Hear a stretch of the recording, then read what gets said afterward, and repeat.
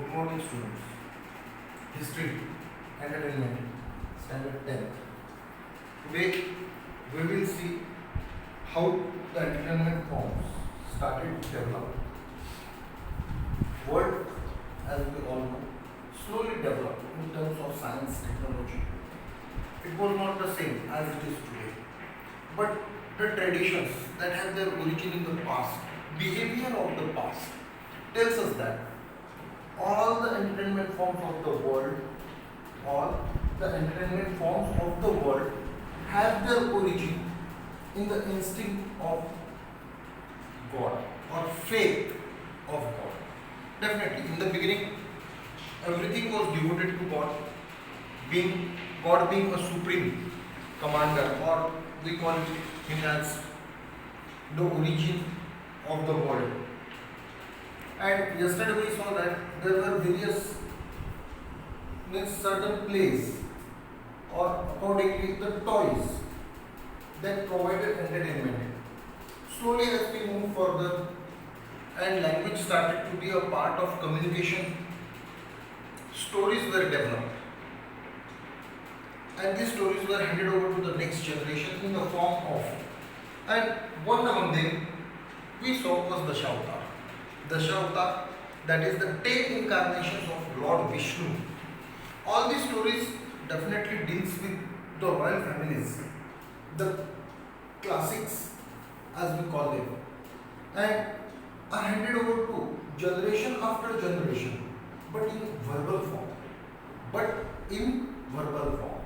Then we saw that during the Diwali period, or as we call it harvest season, when people have abundance of food grain, or farmers particularly in the rural areas, as India is also known as a country of villages, people in the village areas have abundance of food grains. So before demonstrations it was a singing part, and then slowly demonstration comes forward. About Dashavatar we see that Vishnudas Bhave is said to be the origin for the theatrical plays of Dashavatar, but the commercialization started to take place under the guidance of Shyamji Naik. He is said to be the first person who had at that time or in the 18th century Ferd. Ferd means troop. Group of near about 20 people makes a troop. Near about 20 people make a troop, and 20 people or actors as we call them comes together and move from place to place demonstrating their skill. As they move from one village to another, in the olden days, stories were from the God. Moral stories that provided an instinct to live a better life. How people develop. And accordingly, all this that carried out become a part of today's entertainment.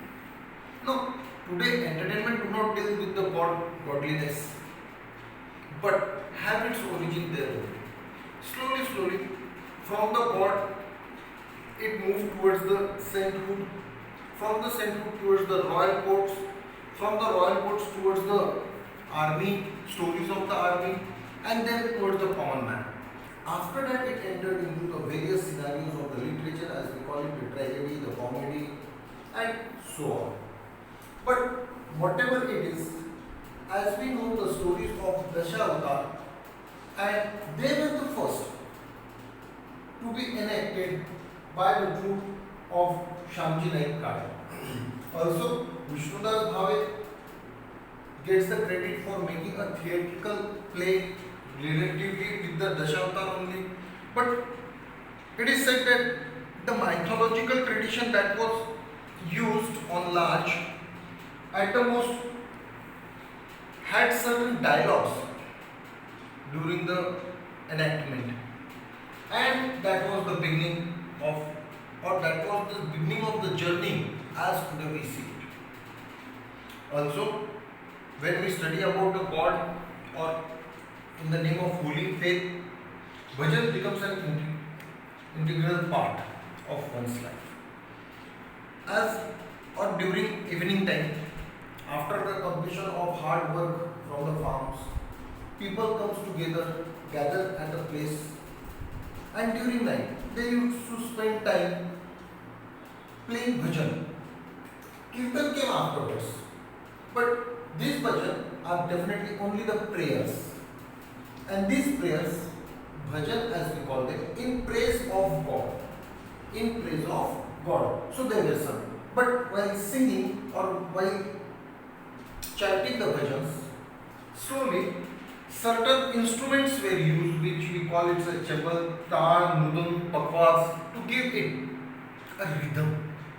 Musical instruments like tal, mudum, pakwas were used, and they become an integral part now. Without these three, bhajan cannot be enacted anywhere in Maharashtra because they are so important, or it's a symbol that represents bhajan. So they were, and people who gathered together enacted, played or sing the bhajans in two ways. One was chakri. Even today we see at certain places or certain temples, we find that people gather and move round. In a round shape, they take steps, paul as it is called in Marathi, and accordingly on the rhythm they try their best to play it. We call it in a circle way. If it is, we call it chakri bhajan. It is a simple form, but keeps the person engaged. Second time is songi bhajan. Keep it in mind. This songi bhajan is of utmost importance. Songi means acting. Song means act, and accordingly it is played. Now accordingly, this is the songi bhajan in which songs are being sung, and at the same time dialogues are also used. We know to find certain examples, India has a rich tradition of Marathi particularly have a rich tradition of theatrical plays. And to name some, there were in the beginning some musical plays, Sangeet Ramayan as we call it, Sangeet Shakuntal as we know it. And though they are with the epics or primitive story, slowly they move further. And these are something which define the story to carry further in a rhythmic way which makes it more interesting. Rhythm साल किंवा हिंदी में इसे ताल कहते हैं. जब ये ताल पकड़ी जाती है तो definitely one becomes a part of it, one enjoys it. Definitely there are certain ragas as we call it, accordingly they are sung in that manner, but that comes somewhat afterwards. In the beginning it was only the songi bhajan dedicated to the god, and while doing so, certain dialogues were certain, not whole dialogues, keep this in mind. The song used to be carried on. This we can understand in some of the golden cinemas, while acting, certain emotions or certain acts cannot be demonstrated. So songs were used, and these film songs become an integral part of Hindi cinema. Similarly, while watching Ramayana or Mahabharata on television, Doordarshan, one comes to know that as from a royal court, a certain thing happens and which cannot be represented. To carry the story further, couplet, two-line poem, it's known as couplet, two-line poem is being sung in middle, which carries the story further. In Songi Bhajan, it's a poem in which certain dialogues, only certain dialogues, are uttered by maybe singer or the actors. As time developed, first the singer and actor both were one and the same, but as time developed, slowly it shifted.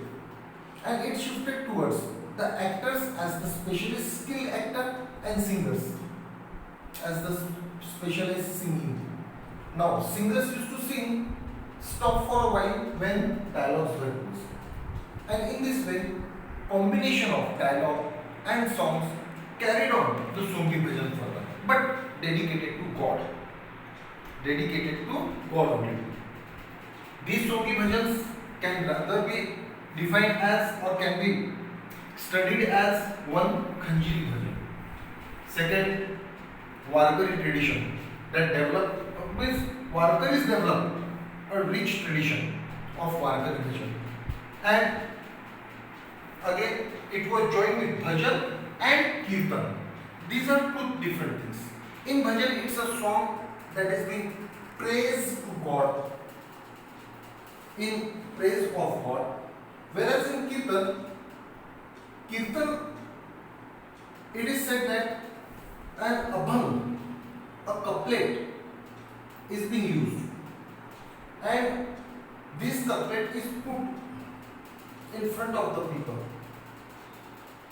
explained in such a way that with the origin till today it is mixed, amalgamated with various acts, deeds of definitely the royals or the gods or the supreme spirituals whom we should imitate. And at the end we get a lesson, we are being told that goodliness always wins. That is, if we really lead a life of a better personality, ultimately we becomes the victorious person. Now, something this is model as we call it. But when we start to study about the Kirtan, Narad Muni is said to be the origin of all these kirtans. Narad Muni is said to be the origin. Kirtan is nowadays also being used as a long narrative which describes a certain act, though related with God, yet it is also, or it can be also put in a humorous way, which slowly develops into a long poetic language or a poetic stanzas as we call it, and that demonstrate or that reflects either the ideologies of the people at large or the behavior pattern. Both are near about one and the same, resembles to each other. But when it is put into words, it becomes Nardiya Kirtan. But this Nardiya Kirtan become much more powerful during the after the 17th century because of Sant Namdev. Sant Namdev, who moved from Maharashtra towards north of India, Punjab, is the person who is responsible for carrying this Nardiya Kirtan at the ground level to the latest person, and people used to definitely gather to listen. Kirtan is a kirtan only, a long description only, but giving certain betters. So bhajan and kirtan mixed together become an integral part of Warkari Sampradaya. Who are these Warkaris? Warkari means people who gather together to visit Pandharpur in praise of Lord Vitthal twice a year, especially Ashadhi, and on Ashadhi Ekadashi a big fair is organized, and after Ashadh it is Kartik. Ashadhi Kartiki, Duni Ekadashi are the main centers of carrying on all the people there. There are certain people who never miss any year, and these people who are regular visitors to Pandharpur for the gods, darshan of their god, are said, or their act is said as Vari. This Vari carried on by the people are said to be Warkari. Now, there is a rich tradition of this Warkari Sampradaya starting from Sant Tukaram till today. And from time to time, these peoples were also being organized for various motives. One among them was the fight for Swaraj. After that, slowly, as the time progressed, many changes came forward. And then we got to know that this Warkari people, group of peoples, also developed new various styles. For example, we in Akola experience every year from Shida the people who accompany together at Sant Gajanan Maharaj temple move as a pedestrians towards Pandharpur. Pedestrians paidal, and they are said to be the Varkari.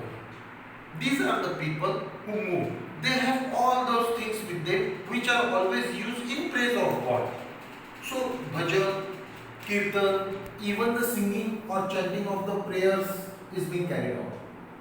And while doing so, it becomes a part of entertainment wherever they stand or wherever they halts during the night. At that time, along with bhajan, a new tradition was set up. We call it kirtan. This kirtan, as we always say, have the origin in the name of Narad Muni. It was becoming much more popular because of his humorous way, a humorous type of representation. And all this culminated into a new style. Now, this new style, both whatever as a Nardiya or Varkari style we call it, in Nardiya style, kirtan is developed into two forms. First is Purvarad, that is the beginning when prayers are being sung. After the prayer, Avahan is being done, that is a respect is shown in the name of God and blessings are expected. And after that, slowly we move towards the kirtan. In the end, a couplet is being chosen. A two-line poem, poetic language is chosen, and then it is explained. The explanation is said to be the Uttara. It goes on till late night, having starting at the onset of the night, that is after the evening, people completes their daily routine of the evening time and then comes towards listening for the kirtan. Once the kirtan starts, there is no time limit to end it. It may end in an hour, or may take a long time. Sometimes it reaches up to late night, midnight, crosses the midnight. But people are so entangled, attached, and that is the credit of one who is said to be Haridasi, the person who sings or acts as the orator. The person who acts as an orator, the stronger the person is, the best will be the reflection in the name of Nardiya. Not only Nardiya, whatever it is, kirtan is a kirtan, though the style may differ according to the personalities. But yet, the learned person who knows the instinct about the people use such examples that people enjoy it. And no one remembers what exactly the time is. As time moves on, it becomes more deep and deeper, giving much more intelligence to all these people. So this is, but keep it in mind, it's having its origin in Abhang.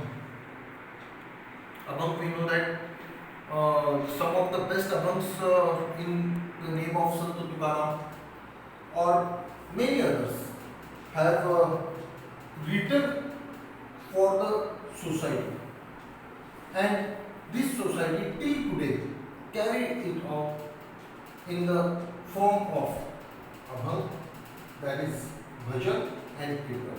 The second part relates with the Varkari Sampradaya, Varkari people. Varkari also, there is also the collective participation, as we know. More people come together. Here it is only a single person. Here there are people more who comes together. There is a orator and others are there to support it. We call chorus. Nowadays we know it in the name of chorus. These people support them. Definitely taan, mudar, bakwas and other instruments are also being used.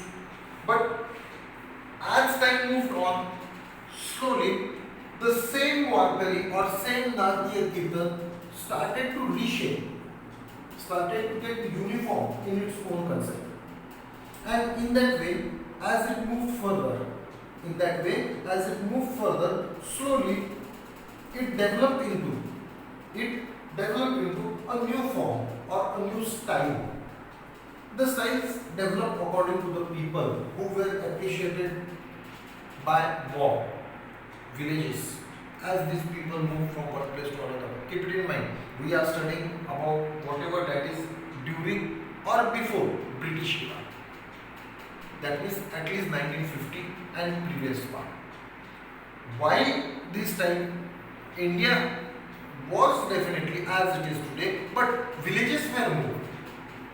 It is because of industrialization, it is because of the urban attraction for the people that people are moving, desertifying the villages and moving towards the urban areas, city life.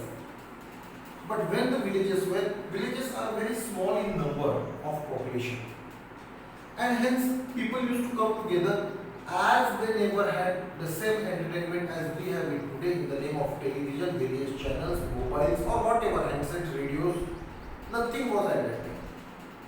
So these people used to come together, have sharing their own experiences, and then in the name of God, in the praise of God, they started. First the bhajans and then along with the bhajan, kirtan. This kirtan, because of the expectations of the people, converted into new forms. And during the British rule, that is the independence struggle, Rashtrasandra Tukadoji Maharaj developed a new form. But the credit for the Rashtriya Kirtan is given to the Dattopanta Patwardhan from Western Maharashtra. And he gathered the younger generation, informing them what the importance of the nation is. And because of this, a nationalistic instinct started arising among a young generation who were ready to fight back against the Britishers to safeguard their own cultural, religious and regional ties, as we call it, India. So naturally, as they come against the Britishers, it become a part at the national level, and so the Kirtan also called as Rashtriya Kirtan. This Rashtriya Kirtan also developed more with the name of Rashtrasandra Tukadoji Maharaj in Vidarbha or central India, that is Vidarbha, Madhya Pradesh and some parts of Karnataka. Rashtrasandra Tukadoji Maharaj also used the same pillar, using or making use of certain words to inspire the people to fight back the Britishers. And people came forward. One of the line of his kirtan, as we can call it, was "Phul banenge fattar, fattar banenge bomb." That means the revolutionary activities that were started in India by various personalities was supported by Rashtrasandra Tukadoji Maharaj and asked each and every individual to dedicate themselves, to share their power, to share their strength against the Britishers for India. Even if we come as we are, the contribution definitely will go on increasing, and in this way Britishers will be suppressed. That was the main part. So Rashtrasandra Tukadoji Maharaj used that for the national freedom struggle. After or during the same day, we also find in the name of Sant Gadge Maharaj. Actually, the new style developed by Gadge Maharaj was question and answers. He used to have dialogue with the people who used to come there and totally stressed on cleanliness. Keep it in mind. Health and hygiene plays an important role in Indian civilizations during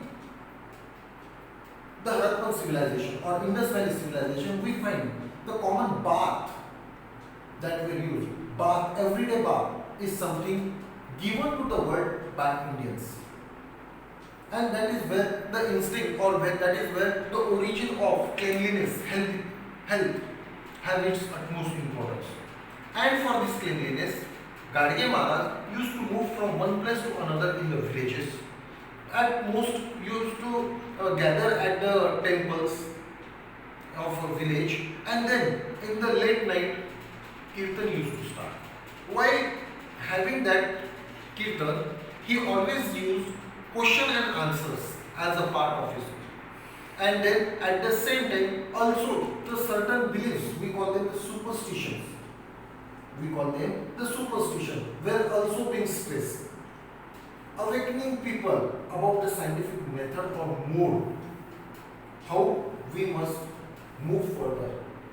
It is in this way that he gathered the people, gave them the mantra of Swachhata, as even today we carry on Swachh Bharat Abhiyan. So all these were the part and parcel of the olden days of India.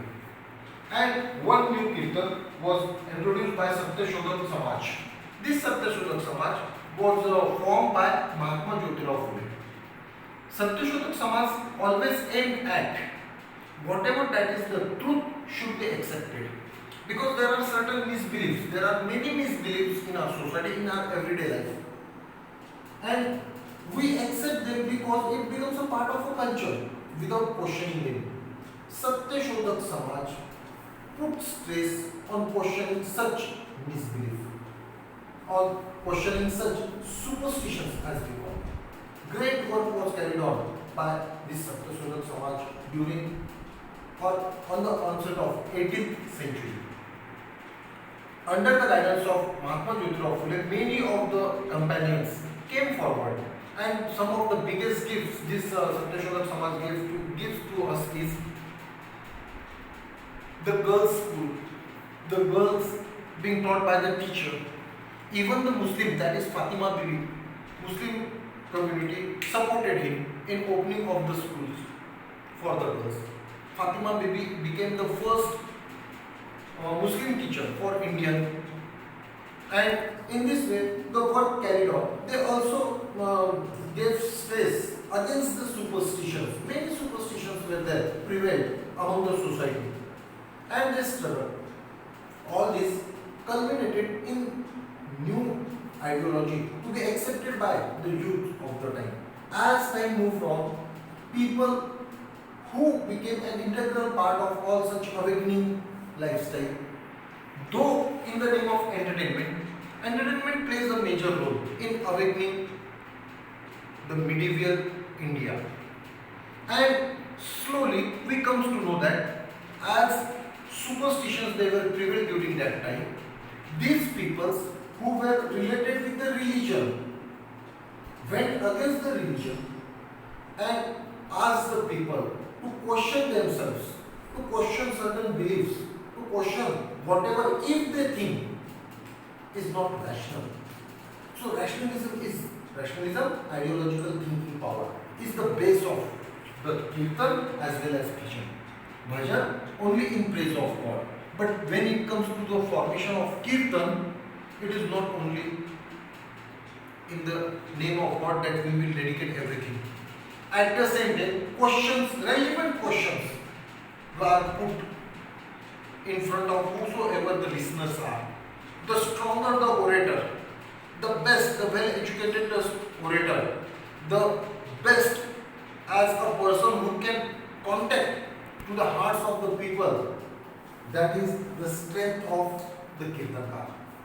Kirtankar has the ability to carry on the Kirtan throughout the night without getting shackle or looseness on the grip of the people's mind. And this is even today a part of India's rural areas. Though in city life it is not that extent, but in rural life, yes, even today bhajan, kirtans and various forms of kirtans are carried on. Hope you understood up to here. The other remaining part we will carry on in next lecture. Thank you.